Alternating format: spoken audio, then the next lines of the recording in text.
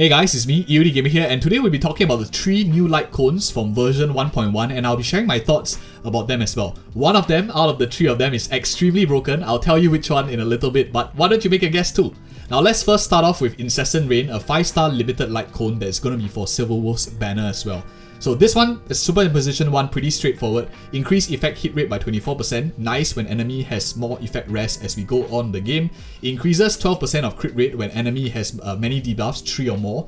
This is nice because generally Nihility characters also contribute quite a bit to damage, and if you think about their kit, they need to build in a lot of stats. They need to build an attack if they're doing damage, you need to build an effect hit rate, you need to build an energy restoration as well. So a lot of stats that they require. Generally, it's nice that you give them crit rate so they do a bit more damage on the side as well. Other than that, she also has the ability to land, or this light cone has the ability to land an Aether Code debuff, which basically just increase the damage received by the target by 12%. It's a random target and it occurs anytime you use a basic attack, skill or ultimate, basically a non-talent ability for your character also. I think this is pretty general. A lot of Nihility characters, if you are not planning to maybe use it on Silverwolf, a lot of characters can use this, especially if you rely a lot on the effect hit rate. It's quite a substantial amount, but of course the free-to-play light cone here also does it quite well, 20%. What this one really does, it transforms the character to more of a debuffer, implanting this Aether Code as well and giving a bit more damage potential. So it's a very well-rounded light cone. And let's talk next in terms of before the tutorial mission starts.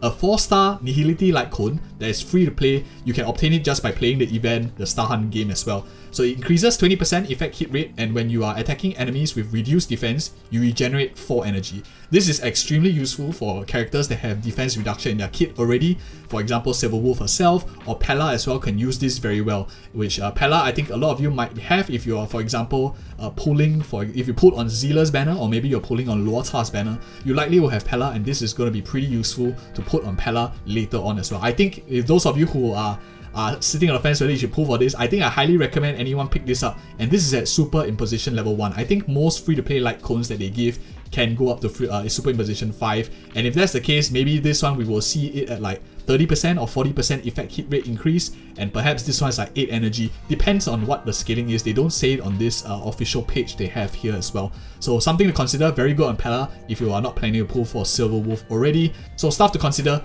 But the one that I'm really interested in, and I think is extremely strong, is Echoes of the Coffin 5-star Abundance Light Cone on Luotar's banner. Attack percentage here, 24%, doesn't really work well on Bailu or Natasha as they scale more of HP. And when the wearer uses an ultimate ability, all allies gain 12 speed for 1 turn. I think this ability here is extremely broken. At Superimposition 1, this turns your Harmony character or your Abundance character into a pseudo Harmony character. This is basically like half of Estar's buff for the whole team.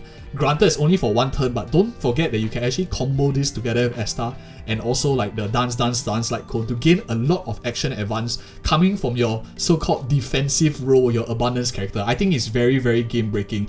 In my opinion, this is probably like my top pick for light cones in so far. Like a lot of the limited light cones that I've seen so far, even better than Jingyuan's one, because Jingyuan's one is more of like a DPS light cone that's really strong.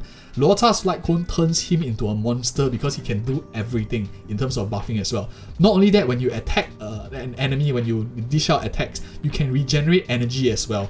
Of course, his ultimate ability, if you hit 3, you get 9 energy. He auto attacks. I do believe you proc this as well, because it's every time you attack an enemy, you gain 3 energy.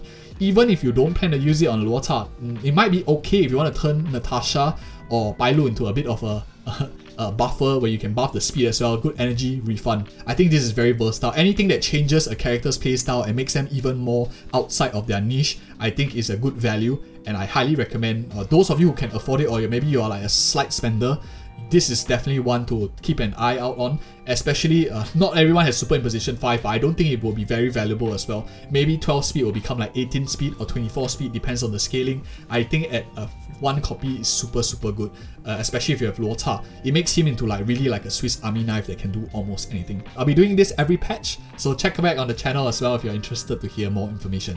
Check out these 2 other videos I think you might be interested in as well. See you in the next video.